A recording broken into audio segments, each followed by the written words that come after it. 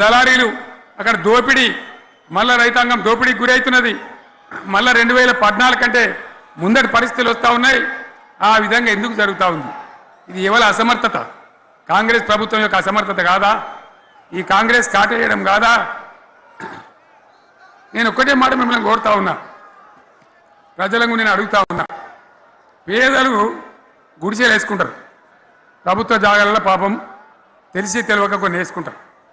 BRS గవర్నమెంట్లో హైదరాబాద్తో సహా వరంగల్తో సహా అనేక పట్టణాలలో అనేక ప్రాంతాలలో రాష్ట్ర వ్యాప్తంగా లక్షలాది మందికి మేము పట్టాలు ఇచ్చినాం. బుల్డోజర్లు పెట్టి జేసీబీలు పెట్టి మేము చెరువులలో పూడికెళ్ళి తీస్తే వీళ్ళేమో హైడ్రా అని మన బొందా అని పెట్టి పేదల ఇండ్లు కూడా కొడతా ఉన్నారు. ఆనాడు చెరువు పూడికెళ్ళి తీసిన బుల్డోజర్లు ఇలా పేదల ఇండ్లు కూడా కొడతా ఉన్నాయి. ఇవన్నీ మనం చూస్తూ ఉన్నాం. చూసి మౌనంగా ఉందామా, కొట్లాడదామా, ఏం చేద్దాం అనేది మనం ఆలోచించే సమయం వచ్చింది. దేశాన్ని నంబర్ 1 స్థాయిలో నిలబెడితే ఇవాళ 14వ స్థాయికి 15వ స్థాయికి తీసుకొని పోయినారు. నా కళ్ళ ముందన్న గిట్ల జరుగుతుంది, ఇంత మాయల్యమే అవుతుంది, ఇంత మోసం చేస్తారని నేను కూడా అనుకోలే. ఇలా చాలా బాధ కలుగుతూ ఉంది, చాలా దుఃఖం కలుగుతూ ఉంది. ఇంకా ముందరికి పోవాల్సిన తెలంగాణ ఇలా వెనుకకి అయిపోతున్నా ఉన్నది. మళ్ళా ఎవరు దీనికి కారణం? ఈ దుర్మార్గులు కాదా? నిలబెట్టి ఖచ్చితంగా అడగాల్సిన అవసరం ప్రజలకు లేదా? అడగాలి. ఎందుకోసం? టైం ఇవ్వాలని మేము కూడా టైం ఇచ్చినాం. ఏమంటారు? మీకేసినట్టు మాకేసిన ఓట్లు, మాకు ఏడాదైనా టైం ఇయ్యరా, ఏడాది అర్థమైన టైం ఇయ్యరా, మీకు కన్నేరురా అని అంటారు. కాబట్టి నేను నోరు తెరవలే, బయటికి రాలే. కృష్ణా జలాల మీద గడబడి జరిగితే ఒక్కసారి అక్కడ నాయకులు తీరికపోతే నల్లగొండలో పోయి ఒక గర్జన చేసి వచ్చినా కానీ నేను ఎక్కడ బయటికి రాలే, మాట్లాడలే. కానీ ఏడాది అర్థం అయిపోయింది, ఇంకేం పాడైంది? పువ్వు పుట్టంగానే పరిమళిస్తుంది అన్నట్టు ప్రభుత్వం కథ తెలియదా? ఇంకేమన్నా వీళ్ళకి టైం ఎక్కడిది? వీళ్ళు ఏం చేస్తారు? చివరి 6 నెలలు అయితే ఎలక్షన్ అయినాయి. వీనికి ఉన్న టైమే 2.5 ఏళ్ళు. ఈ 2.5 ఏళ్ళలో వీళ్ళు చేస్తారు, మనం బతికి ముందర పడతామా? అందుకోసం ప్రజానీకం, మేధావులు, తెలంగాణ ప్రజలు దయచేసి అందరూ ఆలోచన చేయాలి. ప్రతి వాళ్ళు కూడా ఆలోచన చేసి దీనికి పరిష్కారం ఏందో కనుక్కోవాలి. మేధావితో పనిచేయాలి, ఆవేశంతో కాదు. ఆవేశంతో మనం నినాదాలు ఇస్తే కాదు, ముళ్ళును ముళ్ళుతోనే తీయాల. యాడ ఒడగొట్టుకున్నామో గాన్నే వెతకాలి, ఎక్కడ జారిపోయిందో ఆన్నే మళ్ళీ దొరకబట్టాలి. ఆ నైపుణ్యం, ఆ స్థాయి ఇవాళ రావాలి. మళ్ళీ ఇప్పుడు ఏం చేస్తారు? మాట్లాడితే బీఆర్ఎస్ మీద బదనం, ఇక వశమైతే లేదు రాని భూముల అమ్మకానికి పెడతామంటారు. అమ్మచ్చు, అత్యవసరమైతే కొన్ని అమ్మచ్చు. ప్రజలకు అవసరం లేని ఉంటే, విలువ వచ్చేది ఉంటే, ప్రజల పనుల కోసం కొన్ని అమ్మచ్చు. కానీ ఏదమ్మాలే ఏదమ్మద్దనే విచక్షణ ఉండాలి కదా. యూనివర్సిటీలు అమ్ముతారా? ఇవాళ హైదరాబాద్ యూనివర్సిటీ అమ్ముతున్నారు, రేపు ఉస్మాన్ యూనివర్సిటీ అమ్ముతారు. విలువైన భూములు లేని ఇట్లా కథం పట్టుకుంటూ పోతే ఏమైనా మిగులుతుందా? కాబట్టి ఇది పద్ధత, ప్రభుత్వం నడిపించే విధానమా? వీళ్ళు ఏ విధంగా గోల్మాలు దింపుతున్నారో దయచేసి ఆలోచించాలని చెప్పి నేను మీ అందరిని కూడా కోరుతా ఉన్నా. ఒక్కొక్క ట్రిప్పు నేను యాదగిరి గుట్టకు పోతే అలా ఎకరానికి 10 లక్షల వాల్యూ పెరుగుతుండే. మరి ఇవాళ ఏమవుతా ఉంది? ఇవాళ ఏం జరుగుతూ ఉంది? మీరందరూ కూడా ఆలోచన చేయాలని కోరుతా ఉన్నా. ఇవాళ రాజ్యం నడపశాతగాక ఎల్లెంకల పడి రాష్ట్రాన్ని ఆర్థికంగా దివాలు తీసి పిచ్చి పనులన్నీ వేసి ఇవాళ అడ్డం పొడుగు మాట్లాడుతూ ఉన్నారు. అన్ని రంగాలలో ఫెయిల్ అయిపోయింది. ఏ ఒక్క ఈ హుస్నాబాద్ ఇప్పుడు నేను రాగా చూసుకుంటూ వచ్చిన, ఆనాడు కష్టపడి ఈ హరీష్ రావు ఇరిగేషన్ మంత్రిగా ఉన్నప్పుడు ఇలా గౌరెల్లి ప్రాజెక్టు కట్టాం. 90% పూర్తయింది. గౌరెల్లి ఇరిగేషన్ ప్రాజెక్టు ప్రజలకు సంజాయించి భూములు తీసుకొని ఆనాడు తిరిగి 90% పూర్తి చేసినాం. ఏడాది అర్థమైతే తట్టడి మన్ను తీస్తాను రా. పాలమూరు పథకం 80% కంప్లీట్ అయింది. ఎందుకు దాన్ని పెండింగ్లో పెడుతున్నారు? ఎందుకు దాన్ని పూర్తి చేస్తలేరు? ఈ విధంగా చిన్న మాట, చాలా చిన్న మాట. కేసీఆర్ కిట్ పెట్టినాం, లక్షాధికారుల కోసం పెట్టినాం, కోటీశ్వర్ల కోసం పెట్టినాం. ఎవరి కోసం పెట్టినాం కేసీఆర్ కిట్టు?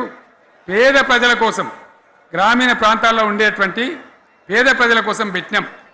ఆడపిల్లంటే 13,000 ఇచ్చినాం, మగపిల్లగానికైతే 12,000 రూపాయలు ఇచ్చినాం. ఆ వాహనాలు పెట్టి, అమ్మఒడి వాహనాలు పెట్టి వాళ్ళని తీసుకెళ్ళి ప్రసవాలు చేయించి వాళ్ళకి మందులు ఇచ్చి ఫ్రీగా ఉచితంగా చేసి బ్రహ్మాండంగా ప్రసవం చేయించి మళ్ళీ ఇంటికాడ తెచ్చి దించినాం. గది బంద్ చేస్తారా ఎవరన్నా? ఎందుకు బంద్ చేయాలి? ముఖ్యమంత్రులుగా పనిచేసే వాళ్ళకు గాంభీర్యం ఉండాలి, ధైర్యం ఉండాలి. రాజశేఖర్ రెడ్డి అనే ముఖ్యమంత్రి ఉండే, నేను చెప్తా ఉన్నా మీ ముందు ఇయ్యాల. ఆయన ఆరోగ్యశ్రీ అని ఒక పథకం తెచ్చిండు.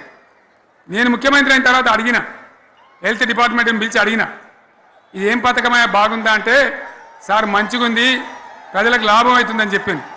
నేను చెప్పిన ఆ పథకాన్ని అట్లే పెట్టండి, ఆ పథకాన్ని మార్చకండి, ఆ పథకం అట్లే ఉండాలని చెప్పిన. అక్కడ చెప్పడం కాదు, నేను అసెంబ్లీలో చెప్పిన, ఇది మా స్కీమ్ కాదు, కాంగ్రెస్ గవర్నమెంట్ ప్రారంభించింది, దాని పేరు కూడా మేము మారుస్తలేం, కానీ కొనసాగించాలని చెప్పినాం, కొనసాగించినాం. అది మీ అందరికి తెలుసు. ఇలా వీళ్ళు కేసీఆర్ ఆనవాళ్ళు లేకుండా చేస్తాం, కేసీఆర్ ముచ్చట లేకుండా చేస్తారా? ఇవాళ మనం కూడా సభ పెట్టుకుంటే ఎన్ని అడ్డంకులు దానికి. ప్రైవేట్ స్కూళ్ళు బస్సులు ఇస్తే వాళ్ళకు నోటీసులు ఇవ్వడం, అడుగడుగున ఆర్టీఏ అధికారులను పెట్టి పోలీసులను పెట్టి ట్రాఫిక్లు జామ్ చేయడం. ఇప్పుడు కూడా సభకు రావాల్సిన వాళ్ళు 1,50,000 మంది బయటనే ఆగిపోయింది. ఇటు హనుమకొండ దిక్కు, అటు హుజరాబాద్ దిక్కు, ఇటు సిద్దిపేట దిక్కు 3 రోడ్ల మీద కూడా జాములున్నాయి. నేను అడిగిన నాయకులు ఏంది అంటే, ఇబ్బంది అవుతుంది సార్, రానిత్తలేరు, మధ్యలో ఇబ్బందులు కలిగిస్తున్నారు, కొన్ని లారీలు తెచ్చి అడ్డం పెట్టాను పనికిమాలని అని చెప్పి జామ్ అయిపోయి అక్కడనే ఆగిపోయింది. నేను అన్న ఇంకో అర్ధగంట ఆగి మాట్లాడదామంటే మా వాళ్ళంతా ఉండి, లేదు మనోళ్ళు దూరం పోవాలి, ఇక రానోళ్ళు ఎట్లా అందరూ మనం మాట్లాడి సభ ముగించాలని చెప్తే నేను వేదిక మీదకి వచ్చిన. ఇన్ని అడ్డంకులు, ఇంత కడుపు ఆపుతారా? బీఆర్ఎస్ సభలను ఆపుతారా? ఈ ప్రపంచనాన్ని ఎవడాపుతాడు? ఆగబడితే ఆగుతుందా? నేను ఒక్క మాట పోలీసు మిత్రులకు మనవి చేస్తా ఉన్నా. ప్రజాస్వామ్యంలో ప్రజలకు అడిగే హక్కు ఉంటుంది, తప్పకుండా అడుగుతారు ప్రజలు. ఈ అడిగే హక్కును సోషల్ మీడియాలో బీఆర్ఎస్కు సోషల్ మీడియా వారియర్స్ ఉన్నారు, వాళ్ళు బ్రహ్మాండంగా పనిచేస్తున్నారు, ఖచ్చితంగా అడుగుతున్నారు ప్రజల తరఫున. ఇంత అన్యాయం జరుగుతుంటే చూడలేక సోషల్ మీడియాలో పనిచేసే తెలంగాణ బిడ్డలు ఇది ఏమన్యాయమే ఎట్లా అని చెప్పి ప్రభుత్వాన్ని ప్రశ్నిస్తూ ఉన్నారు, ప్రజలకు మద్దతుగా నిలబడతా ఉన్నారు. వాళ్ళ మీద కేసులు, వాళ్ళని పట్టుకపోవడు. పోలీస్ సోదరులను నేను అడుగుతా ఉన్నా, మీరెందుకు దునుకులాడుతుండ్రే?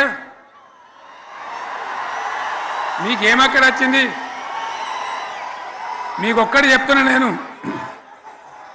గ్యారంటీగా పోలీసు మిత్రులారా, ఇవాళ పోయి రాత్రి మీ డైరీలలో రాసుకోండి, మీ డైరీలలో రాసి పెట్టుకోండి.